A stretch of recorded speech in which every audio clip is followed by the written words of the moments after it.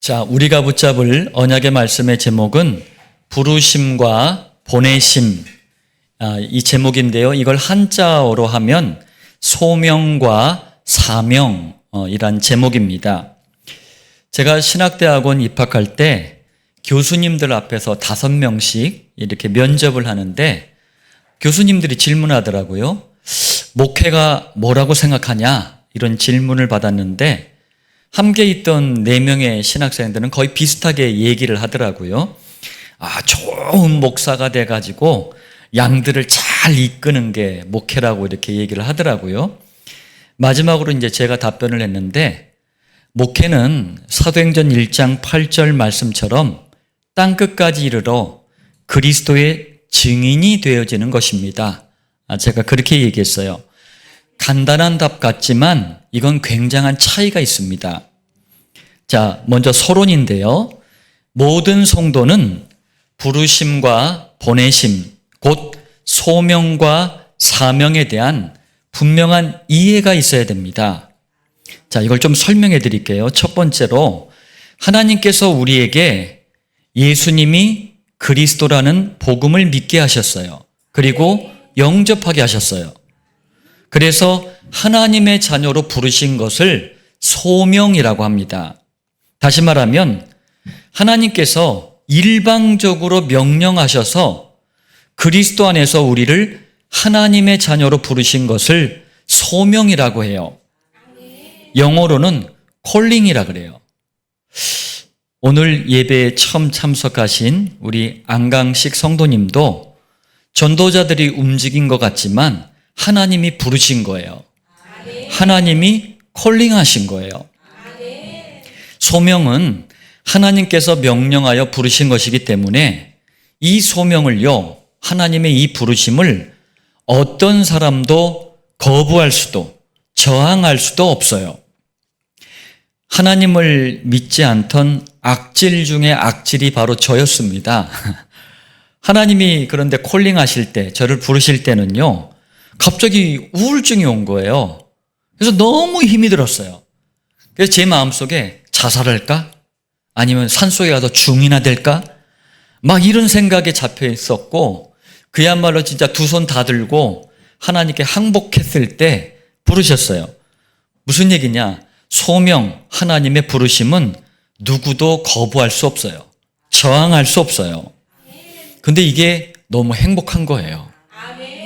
두 번째, 그리고 하나님의 자녀로 부르신 우리를 그리스도로, 복음으로 무장시켜가지고 다른 사람들을 살리라고 전도 현장으로 보내시는 것을 사명이라고 해요.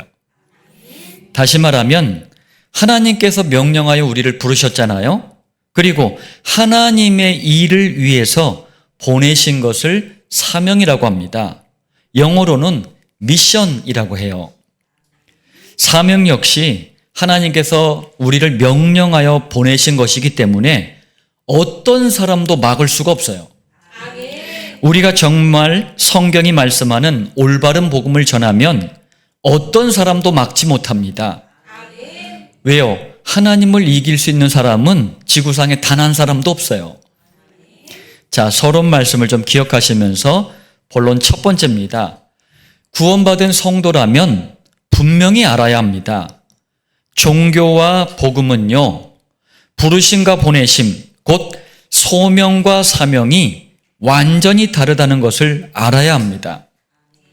자, 이게 무슨 말인지 좀 보겠습니다. 첫 번째로 세상 사람들이 만들고 사람을 교주로 세우고 믿는 세상의 모든 종교는 정확하게 말하면요, 전부 사탄과 그 졸개들인 귀신들이 사람을 부른 거예요. 귀신들이 사람을 보낸 거예요. 그래서 종교를 따라가면 심각한 일이 벌어지는 거예요. 그리고 종교의 부르심과 보내심, 곧 소명과 사명은요, 굉장한 극기, 또 인내를 요구합니다. 극기가 뭐예요? 자기 자신 스스로 자신을 막 누르는 거예요. 그래서 불상 앞에서요, 100배, 1000배, 막 1만배 이걸 하는 거예요. 여러분 100배 안 해보셨죠? 절간 가서 한번 좀 해보세요. 10번 하면은요 못 일어나요. 처음 하는 사람들은. 10번 하기도 힘들어요. 이걸 막 하는 거예요. 무당들은요, 한겨울에 얼음을 깨고 목욕을 해요. 그러면서 그 추운 엄동설 안에 거기서 기도를 해요. 굶기도 하고 심지어는 자신을 막 채찍질하기도 하고 이런 것을 요구하는 거예요. 이게 종교예요. 다시 말하면 속세를 떠나든지, 이 속세라는 게 불교 용어예요. 쓰면 안 됩니다. 이 세상을 말하는 불교 용어예요. 그리고 금욕 생활을, 금욕이 뭡니까? 욕망을 막 억지로 막 누르는 거예요. 먹는 것, 막 보는 것, 막 즐기는 것 막 누르는 거예요. 이런 식으로 자기 것을 완전히 포기해야 돼요. 그리고 인간의 의로움, 이걸 막 드러내는 일을 자꾸 해야 돼요. 어느 여자가 신내림 굿을 통해서 귀신을 받고 무당이 되는 과정을 다큐멘터리로 만든 영화가 있었어요. 제가 그래서 그걸 유심히 봤어요. 그럭저럭 평범하게 살아가던 여자에게 어느 날 가정과 자녀들에게 막 저주와 재앙, 환란이 막 들이닥치는 거예요. 여러분, 저주, 재앙, 환란의 공통점이 뭡니까? 막을 수가 없어요. 어느 날 들이닥치는 거예요. 그래서 본인에게도 막 무당이 되기 위해서 걸리는 병을 무병이라 그래요. 이거는 과학과 의학으로도 고칠 수가 없어요. 그러니까 무병을 앓다가 귀신을 받으려고 무당이 되는 과정을 약 2박 3일 동안 그 과정을 보여주는데요. 거의 반 죽어요. 2박 3일 동안. 너무 고통을 해요. 그러면서 귀신을 받아들이는 그런 영화였어요. 우리 모든 성도는요, 예수님을 영접할 때 평안과 기쁨 속에서 성령께서 우리 마음속에 들어오셨잖아요. 귀신은요, 반쯤 죽여놓고 몸의 주인으로 임하는 거예요. 이게 종교입니다. 두 번째, 그러나 하나님이 일방적으로 우리에게 주신 복음은 완전히 다릅니다. 하나님께서 그리스도의 사랑으로 직접 우리를 부르셨어요. 또 하나님께서 성령님의 인도 속에 우리를 직접 보내십니다. 그리고 하나님의 자녀로 우리를 부르실 때는 모든 것을 다 준비해 놓고 부르셨어요. 보내실 때도 모든 것을 다 준비해 놓고 보내십니다. 복음은요, 우리가 뭘 해야 될 게 없어요. 이미 받은 축복을 누리면서 성령님의 인도를 잘 따라가기만 하면 되는 거예요. 분명히 알아야 할 것은 예수님을 그리스도로 믿는 모든 성도는 한 사람도 예외가 없습니다. 하나님께서 전부 부르신 거예요. 그리고 모든 성도는 똑같습니다. 한 사람도 예외가 없어요. 모두 멸망받을 세상을 살리라고 보내셨다는 것을 깨닫기 바랍니다. 이 사실을 오늘 대표로 기도해 주신 우리 박올계 권사님과 휴먼시아 목장이 정말 잘 깨달았어요. 전도를 위해서 목장을 위해서 헌신하는 모습이 정말 아름답습니다. 내가 지금 어떤 형편, 어떤 입장, 어떤 환경이냐, 이건 별로 중요하지가 않아요. 그러나 교회를 다니면서도 부르심과 보내심, 곧 소명과 사명의 의미, 이 축복을 알지 못하면 어떻게 될까요? 오로지 육신적인 것에만 탐욕과 욕심을 가지고 떡만을 쫓아가는 종교 생활을 하게 됩니다. 오늘날 많은 교인이 이러고 살아요. 그러니까 문제는 문제대로 다 당해요. 교회는 다니면서도. 자, 본론 두 번째입니다. 마태복음 10장 1절로 4절 말씀인데요. 예수님께서 12제자를 부르셨어요. 자, 이게 왜 중요하냐면 이걸 통해서 구원받은 성도인 우리도 어떻게 부르셨다는 것을 알 수가 있어요. 곧 소명에 대해서 알 수 있다는 말씀이에요. 자, 첫 번째입니다. 세상에서는요, 어떤 일을 할 때 사람을 부르잖아요. 그러면 굉장히 조건을 따져요. 차별을 해서 불러요. 그런데 예수님이 12제자를 부르실 때는 특별히 잘난 사람을 골라낸다든지 아니면 자격과 조건을 따진다든지 이런 차별을 하지 않고 부르셨어요. 오히려 12제자들을 보면은요, 진짜 오합지졸 같아요. 오합지졸이 뭡니까? 여기 사동에도 까마귀 떼가 많이 날아다니는 동네가 있거든요. 진짜 무질서해. 여기 새들 보면 질서 있게 날아가거든요. 막 기러기들 보면 이 V자 모양으로 일사불란하게 날아가는데 까마귀 떼는 막 지멋대로 막 다 날아다녀 그냥. 오합지졸이었어요. 그야말로 엉터리였어요. 제대로 된 사람이 한 사람도 없었어요. 두 번째, 그런데 예수님께서는 세계복음화 하는데 12명이면 충분하다고 생각하셨어요. 왜 그렇죠? 정말 예수님이 그리스도라는 복음에 대한 답을 가지고 이 답을 누리고 말할 수 있는 사람이라면 소수만 있어도 얼마든지 지역을 살릴 수도 있고 시대를 움직일 수도 있고 역사의 흐름까지도 바꿀 수 있다라고 확신하신 거예요. 제가 속한 서울 강동 지방에 제일 큰 교회가 서울제일교회예요. 여기 담임하고 있는 목사님이 최봉수 목사님인데 49주년을 맞이해가지고 특별 새벽 기도회를 하는데 저를 초청해 주셨어요. 제가 두 전도사님 같이 이제 함께 데리고 갔는데 이 복음이 얼마나 중요한지 신앙과 인생을 통해서 얼마나 중요한지 제가 이제 말씀도 전하고 우리 두 전도사님께 간증도 짧게나마 한 분에 5분씩 해가지고 한 10분 정도 이렇게 간증을 하게 했어요. 너무 감사하고 은혜가 넘치는 시간이었어요. 소수라도 얼마든지 시대와 현장을 변화시킬 수 있습니다. 이게 바로 복음의 능력이에요. 이게 바로 복음의 축복입니다. 이게 바로 복음의 비밀이에요. 자, 세 번째입니다. 12제자를 부르신 예수님은 지금도 소수의 제자들을 부르고 계셔요. 그냥 부르시는 게 아니고 완전히 책임지시면서 모든 것을 준비해 놓고 특히 현장을 살릴 수 있도록 권능을 주시면서, 권능이 뭐예요? 그리스도 안에 있는 권세와 능력을 권능이라 그래요. 이걸 주시면서 부르십니다. 자, 그럼 어떤 권능일까요? 이 여러분들과 제게 다 주신 겁니다. 여러분 들으시면서 하나님 이 축복을 나도 누리게 하옵소서 기도하는 마음으로 들으셔야 됩니다. 자, 어떤 권능일까요? 자, 마태복음 10장 1절에 더러운 귀신을 쫓아내며 8절에 귀신을 쫓아내되. 자, 우리가 살려야 할 현장에 엄청난 귀신의 역사가 있기 때문에 더러운 귀신을 쫓아내는 권능을 주셨어요. 여러분, 귀신은, 이 마귀 졸개 귀신은 교인들이 생각하는 것처럼 막 영빨이 세고 막 눈싸움을 잘하고 막 기도를 세게 하고 막 성경도 많이 읽고 직분도 막 높은 사람이야 쫓아낼 수 있는 게 아닙니다. 마치 자기들만 귀신을 쫓아낼 수 있다고 속이는 사람들이 있어요. 저 부흥사들, 막 은사자들, 엄청 그러면서 막 신령한 척해요. 그러니까 여기에 속은 많은 교인들은 막 돈 갖다 바치고 다 갖다 바쳐. 절대 그렇지 않습니다.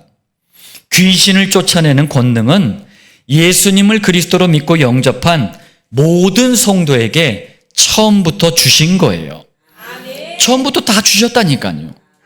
다시 말하면 예수님께서 사단과 그 졸개, 귀신의 세력을 완전히 꺾어 놓으셨어요. 그리고 그 예수님을 영접할 때 우리 마음속에 들어오셨기 때문에 우리 능력으로 되는 게 아니고 우리 마음속에 계신 예수님의 권세와 능력으로 그냥 쫓아내는 거예요. 그리고 마태복음 10장 1절 모든 병과 모든 약한 것을 고치는 권능을 주시니라. 또 10장 8절에 병든 자를 고치며 나병 환자를 깨끗하게 하며. 여러분, 분명히 예수님이 주신 것이기 때문에 복음 전할 때 실제로 사용하기 바랍니다. 심지어는요, 마태복음 10장 8절에 죽은 자를 살리며 죽은 자도 살리는 권능을 주셨대요. 여러분, 죽은 자 살릴 수 있어요? 복음 전파의 이유와 시간표가 맞으면 성령께서 죽은 자도 살아나도록 인도하실 것입니다. 제가 복음 전할 때요, 거의 이게 사형 선고를 받은 말기암 환자분들, 또 여러 가지 사건, 이 사고로 죽음의 문턱에 서 있는 분들을 많이 만났어요. 이분들에게 복음 전했는데 물론 다 살아난 건 아니에요. 살아난 분들도 꽤 있어요. 이거는 제 능력이 아니고 복음 전파의 이유, 시간표가 맞으면 성령님이 살리는 거예요. 예수님이 자신을 이렇게 말씀하셨습니다. 요한복음 11장 25절, 나는 부활이요 생명이니. 그런데 사람들이 이 말씀을 못 알아들으니까 죽은 나사로를 다시 살리신 것이. 복음 전파의 이유와 시간표가 맞으면 죽은 자도 살리는 예수님의 권능이 나타나는 겁니다. 자, 본론 세 번째입니다. 마태복음 10장 5절에서 15절이에요. 예수님께서 12제자를 이번에는 보내셨어요. 아까는 두 번째에선 부르셨고 이번엔 보내셨어요. 자, 이걸 통해서 구원받은 성도인 우리가 앞에는 이제 부르셨잖아요. 이 세상을 향해서 어떻게 보냄을 받았는지 곧 사명에 대해서 알 수가 있어요. 그리고 여러분들 이 말씀을 또 꼭 기억할 것은 2000년 전 예수님이 이 땅에 오셔서 제자들을 보낼 때 그리고 지금 우리를 보낼 때 주신 메시지가 똑같다는 사실이에요. 나에게 주신다는 얘기예요. 자, 첫 번째입니다. 마태복음 10장 6절, 이스라엘 집에 잃어버린 양에게로 가라. 자, 우리는 집 나간 양도 찾아야 돼요. 무슨 말이죠? 교회를 다녔어요. 그런데 복음을 듣질 못한 거예요. 그럼 종교 생활을 하게 돼요. 신앙 생활을 해야 되는데 종교를 따르듯이 세상 종교를 믿듯이 종교 생활을 하게 돼요. 그럼 한계가 찾아와요. 그래가지고 교회를 떠난 교인들이 현장에 너무 많아요. 전도 현장에서 이런 교인들도 찾아서 살려야 한다, 그 말씀이에요. 두 번째, 마태복음 10장 7절, 가면서 전파하여 말하되 천국이 하나님의 나라죠, 가까이 왔다 하고. 자, 전도 현장에 가면 성도가 앞으로 이제 죽음 후에 가야 될 곳이 천국이잖아요. 그게 그 천국을 말하는 게 아니에요. 심령 천국을 말하래요. 우리 마음속에, 심령, 우리 마음속에 이루어지는 천국, 이걸 말하래요. 다시 말하면 예수님은 천국 그 자체셔요. 예수님이 천국이에요. 그래서 예수 믿을 때 우리가 행복해지는 거거든요. 그런데 예수님을 그리스도로 믿고 마음속에 영접하면 그 사람 마음속에 천국이신 예수님께서 영으로 함께 하시는 거예요. 이걸 심령 천국이라 그래요. 이 비밀을 말하래요. 그래서 우리 21세기 안디옥 교회가 현장에서 예배 드릴 때 계속 영접, 이거 하는 이유가 바로 이거예요. 심령 천국. 세 번째입니다. 마태복음 10장 9절에서 10절이에요. 너희 전대에, 전대는 돈 놓는 주머니예요. 지금의 지갑 같은 겁니다. 자, 금이나 은이나 동을 가지지 말고 여행을 위하여 배낭이나 두보롯이나 신이나 지팡이를 가지지 말라. 이는 일꾼이 자기의 먹을 것 받는 것이 마땅함이라. 자, 이게 무슨 말씀일까요? 제가 이 말씀을 딱 읽을 때 처음 무슨 생각이 드냐면 고등학교 다닐 때 불시에 선생님들이 가방 검사를 했어요. 혹시 요놈들 중에 담배 피는 놈 없는지 찾으려고. 우리 안수 집사님께서도 과거 이력 때문에 좀 찔리실 텐데 막 심지어는 소주병까지 막 넣고 막 다니는 친구들도 있었거든요. 불시에 가방 검사를 해요. 처음에 예수님이 가방 검사하셨구나, 가방 검사의 원조가 예수님이시구나, 이렇게 생각을 했어요. 아닙니다. 전도를 위해서 아무것도 준비하지 말라고 말씀하신 거예요. 무슨 말씀이냐? 먹고 살 염려, 근심, 걱정 때문에 인간적인 방법, 대책을 세우는 인본주의 쓰지 말라라는 거예요. 왜요? 전도 현장의 모든 것을 다 준비하셨으니 진짜 순수한 동기로 복음만 전하라는 거예요. 제가 현장에서 많은 선교사님들, 외국에서 복음 전한다고 하는 선교사님들을 만나요. 그런데 말로는 복음 전한대. 그런데 제 마음에 야, 이분은 정말 선교하는 분이구나. 이렇게 느낀 사람이 단 한 사람도 없었어요. 전부 인간적인 대책 방법만 세우고 사람들한테 막 그냥 눈물을 어떻게든 짜내 거짓말까지 보태가지고 선교인만 받아내려고 하고, 여러분, 예수님 말씀은 농담이 아니에요. 네 번째입니다. 마태복음 10장 11절, 합당한 자를 찾아내요. 전도하다가 제일 어려운 경우가 아무리 복음을 말해도 듣지 않는 사람을 만날 때일 거예요, 아마. 또 복음을 전하면 탁탁 튕기는 사람들이 있어요. 한마디로 성경은 이런 사람들을 완악한 사람들이라 그래요. 이게 뭐냐면 고집이 세고 악한 사람들이에요. 이런 사람은 우리가 만나지 말아야 합니다. 때가 안 됐으니까 그래요. 아니면 예정되지 않아서 그래요. 복음을 전할 때 마치 스펀지처럼 하나님의 말씀을 빨아들이는 사람을 만나야 돼요. 이 사람이 바로 합당한 자예요. 그럼 합당한 사람을 어떻게 만납니까? 우리가 노력해서 만나는 게 아니고 여러분과 제가 정말 복음만 말할 이유가 있고 복음만 말할 준비가 되면 복음만 들을 사람을 성령님이 붙여주시는 거예요.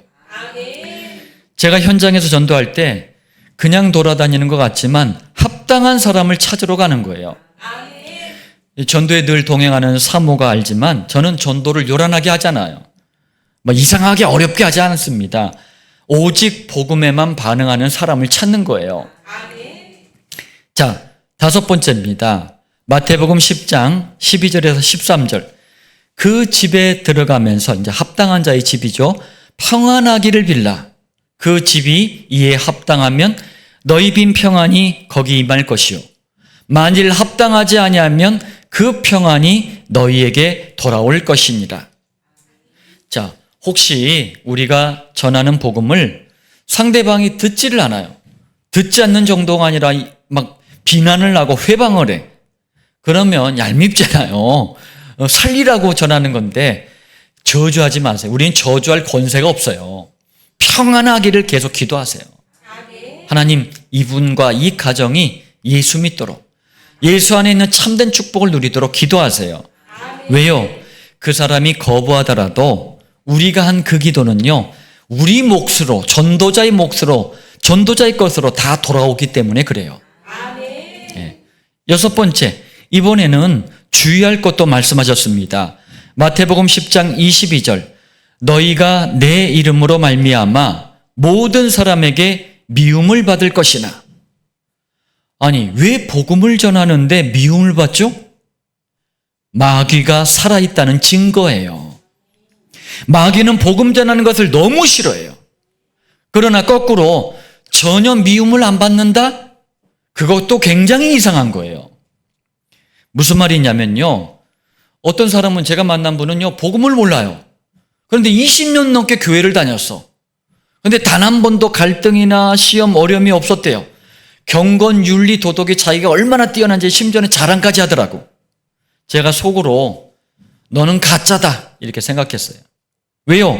한 번도 어려움이 없었다는 것은 한 번도 마귀가 건드리지 않았다는 말이에요. 왜? 같은 편이니까. 같은 편을 왜 건드려요? 종교적인 믿음, 종교 생활은 복음만 빠져 있어요. 마귀가 건드릴 이유가 없는 거예요. 저에게는 말로 표현할 수 없는 어려움이 과거에 있었어요.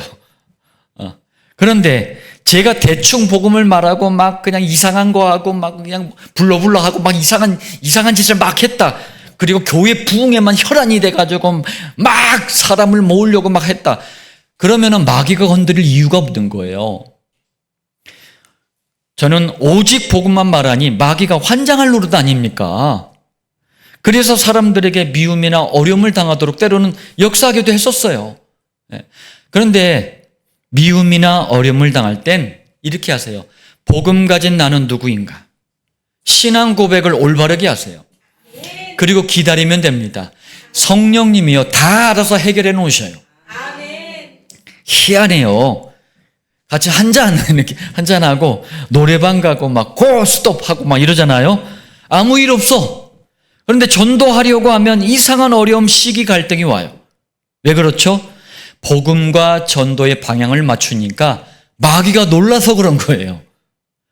그래봤자 이미 게임은 끝난 겁니다. 속지만 않으면 돼요. 자, 결론 말씀드리겠습니다.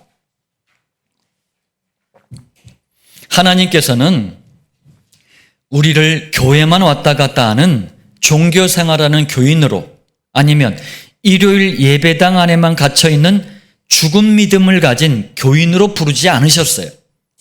하나님께서는 우리를 그리스도라는 영원한 언약과 7천 목장이라는 이 시대 복음화, 곧 당대 복음화의 한을 가지고 저와 여러분들을 부르셨어요. 그러므로 우리는 가정, 후대, 학교, 직장, 세상 현장을 살리는 전도자, 제자, 그루터기입니다. 그렇다면 전도자, 제자, 그루터기답게 세 가지를 항상 준비해야 합니다. 첫 번째, 복음만 선포되는 강단 말씀을 통해 복음을 확립시켜야 합니다. 확립이라는 게 뭡니까? 누구에게나 말할 수 있도록 체계적으로 복음을 세워가는 거예요.